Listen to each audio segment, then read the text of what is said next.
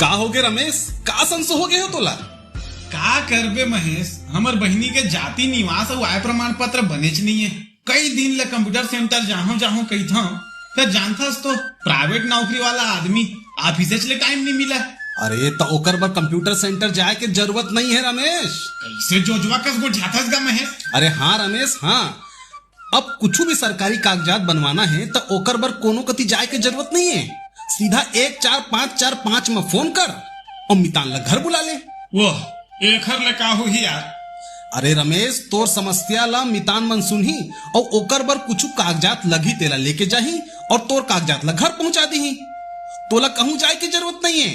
सही कहा था महेश, ये तो भारी बढ़िया व्यवस्था है जी। हाँ रमेश, हमार छत्तीसगढ़ सरकार हा मुख्यमंत्री मितान योजना चलावत है, जेकर ले 27 प्रकार के सरकारी कागजात घर पहुंच मिलत है।